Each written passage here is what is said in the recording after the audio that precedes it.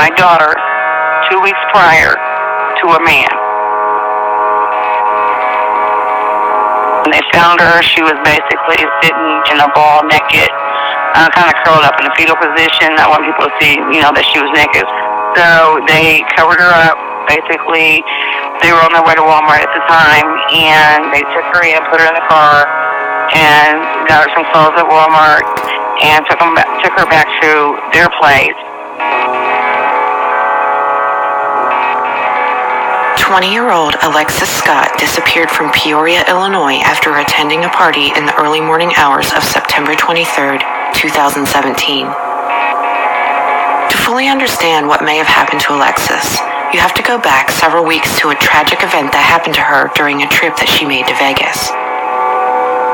Alexis didn't tell her mom, April, all of the details of what happened during that trip, but her mom could see the bruises on her when she returned. When Alexis disappeared in September, her mom started to learn more about the terrible ordeal from others that she had confided in. Was this connected to her disappearance just weeks later? I'm Marissa, and this is episode 110 of The Vanished, Alexis Scott's story.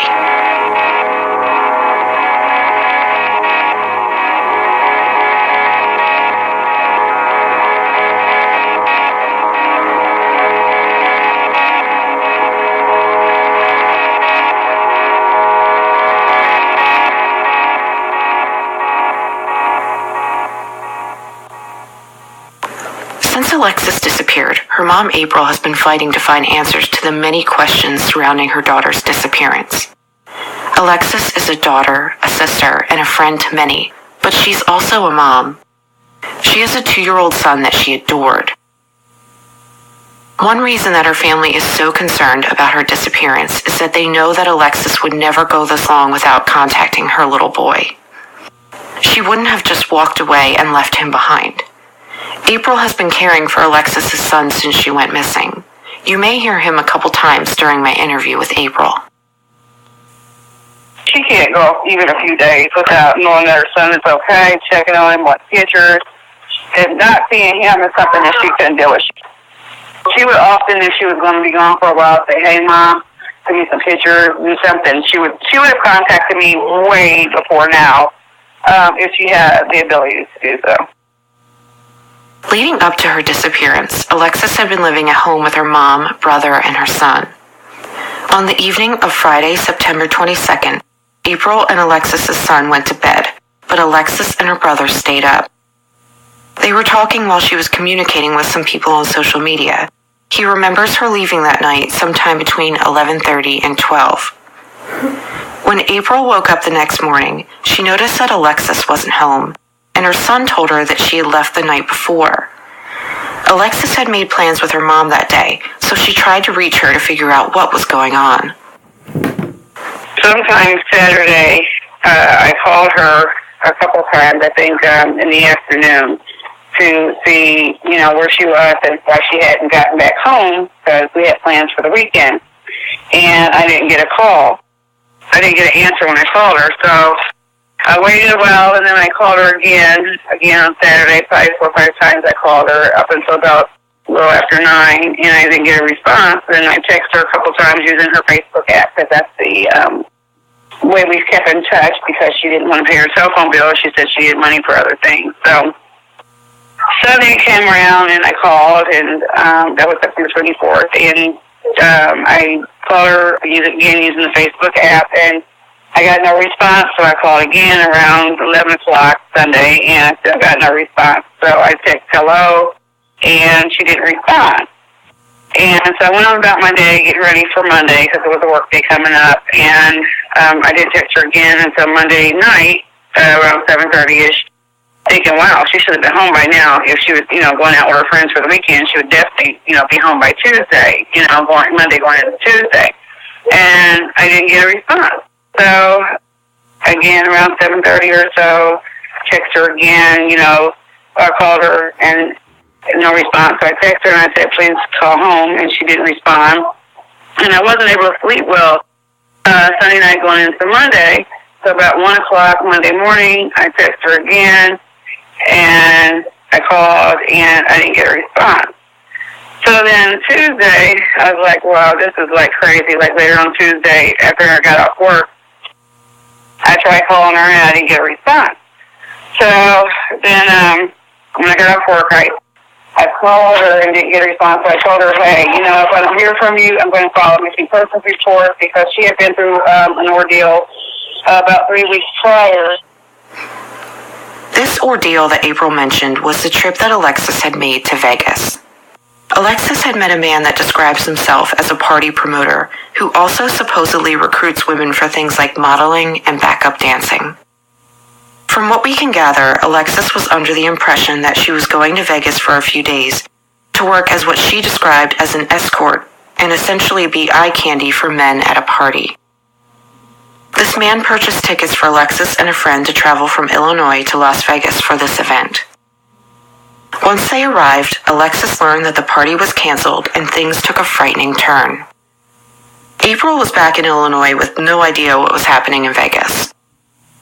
She tried to contact her daughter several times, but each time she called, she would either get a man or the friend that had been there with Alexis. When Alexis didn't make her scheduled flight home, April began to grow more concerned. Then, April received a telephone call from a woman in Sacramento, California, who had found Alexis several hundred miles away from where she had been in Vegas. A lady called me from California and said she had found my daughter on the Strip in California, that she had been forced into prostitution, that's not what she went out there for, and that my daughter had told her the story. That she basically went out there on a trip to be with friends and to go to a bachelor party, and when they got there, they found out that the party was canceled. After they got there, not before they left on the plane trip, but after they actually got to Las Vegas, that she escaped whoever had taken her in California and did so naked.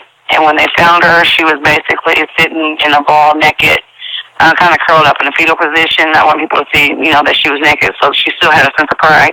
So they covered her up. They were on their way to Walmart at the time, and they took her in, put her in the car, and got her some clothes at Walmart, took her back to their place. Said she had nothing on her, not a purse, not shoes, not socks, nothing. She was butt naked, no belonging.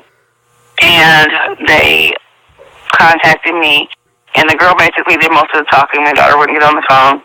And she said, she told me my daughter's name, told me what happened, and I was like, kind of demanding, I need to talk to her, make sure it's her, because I've been calling her phone and not getting an answer, and I need to make sure it was her. And I could tell my daughter was really upset, just by the way she was talking to me. Her tone was very not like her, but she still didn't tell me what happened.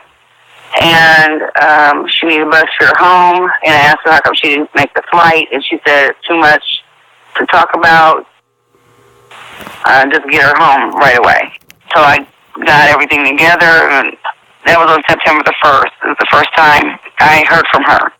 And she was due back home, I believe it was the Monday prior to that date. April was able to get Alexis back home on a bus, and two of her friends picked her up at a bus station in the Chicago area and brought her back to Peoria. April noticed that Alexis was bruised up and appeared to be shaken by what had happened during her trip, but she didn't want to talk about it. She was afraid that her mom would go to the police. Alexis did write a post on Facebook about being kidnapped and forced to do things that she didn't want to do. She mentioned that during this time, she wasn't able to say anything because she was being watched the entire time. If you look at her Facebook page for this time period, she goes from sharing videos from Vegas where she looks excited to just posting random things. It wasn't what you'd expect to see from someone visiting a new city for the first time. There were no more videos or pictures from her trip after the one she posted when she initially arrived. It's unclear if someone was having Alexis make random posts on her Facebook page to make it appear that she was active on social media, or if someone else was making those posts while logged into her account. April didn't know all of the details of what happened in Vegas and California, but she knew enough to be frightened for her daughter. When April again couldn't find Alexis just weeks later after she had left late at night to go to a party, it was like she began reliving that nightmare all over again. Just to clarify, the two men that April mentions in the following clip are the friends who had driven Alexis back to Peoria from the bus station in Chicago. I was like, I'm not going to go through this again. So I went ahead and texted her, like I said, and let her know I was going to file a missing persons report. And on my way home, I decided, no, I'm not going to do that. I'm going to go home and see if she's home. In the process, I drove by where one of her friends worked that she had been corresponding with during the time of her trip back to Peoria from California/Las Vegas. And it just so happens he was a peddler in the area, and he was at the gas station. And I pull up to the gas station. I'm kind of frantic by then, and I say, hey, have you seen Alexis? And he says, not since the weekend. I said, what do you mean the weekend? And he said that him and another guy who also was part of her return to Illinois had worked together to get her back from Chicago to Peoria from the Greyhound bus station. And I said, well, okay, so what's he got to do with it? And he said, well, he and I and her went out riding around, smoked a joint, and I was getting tired, and so I wanted to go home. And during that time, Alexis had gotten a text about a party that was going on in the area, not too far from the local gas station. She was planning on attending, but he hadn't been invited. And so he went on home, he says. And the driver of the car that they had drove around with agreed, I guess, to take her to the location of 100 Richmond Avenue. So I asked him to contact the other guy, and he did while I was standing there. And he said the last time he saw her, he had taken her back to our house to change clothes, and she changed clothes and went to the 100 block of Richmond Avenue. He wasn't sure which house he dropped her off at. It seemed like it might have been between two houses, so he wasn't sure because all the houses in that location, which is about 3 houses, I had people outside on the porch, so he wasn't really sure which house she walked up to, but that she was going to meet a guy that confirmed that he had a blunt or some marijuana or something that they were going to smoke. That was the last time he saw her. And I was like, well, that's really weird. I said, so he didn't go back and pick her up? And he said, no. I said, wow, okay. So I came back home, and she wasn't here. And so I asked her brother about what I had been told about her coming back Saturday morning, early hours, because she didn't have a key. Somewhere between her trip to California and Las Vegas, she lost her house key. Her cell phone was taken during that trip time, her iPhone that she had. I wasn't sure what phone she had with her. I knew she had a phone, but what the phone looked like, all I know was black. I didn't know, who the carrier was or the name of the phone, brand and that. So I asked him, I said, did she come back home and change clothes? And he said, no, Mom. He said, if she had to come back home, I would have had to open the door, and she usually knocks on my window to let her in. And he said he didn't remember her coming back to change clothes. So at that point, I went ahead and called the police station and told them that I wanted to make a missing persons report, that I hadn't seen my daughter since Friday, and told the officer who came what I had been told by her friend's so-called associate, and that where he was. And the officer, at first, they really happy, like doing his job, no big deal. When he came back from talking to the young man at the gas station who had last seen her on that Saturday/Friday, he seemed visibly disturbed. He wasn't the happy, jolly person that left here to go and talk to the young man, and he said at that time he was going to file a missing and endangered report on my daughter. When I asked him what changed his mood, he didn't really respond. He just kind of said, well, let's go on and get this paperwork signed and you get this in right away. And I said, okay. After April reported Alexis missing, she began contacting more friends. This is when she learned that Alexis had expressed concerns for her safety. And then I proceeded to contact her other female friends that she often associated with, and no one seemed to have heard from her or seen her. I got on her social media at that time to see if she had been on Facebook, if she had been talking to anybody, if anybody had seen her, and everybody that she normally talked to that were in her social contacts that she talked to frequently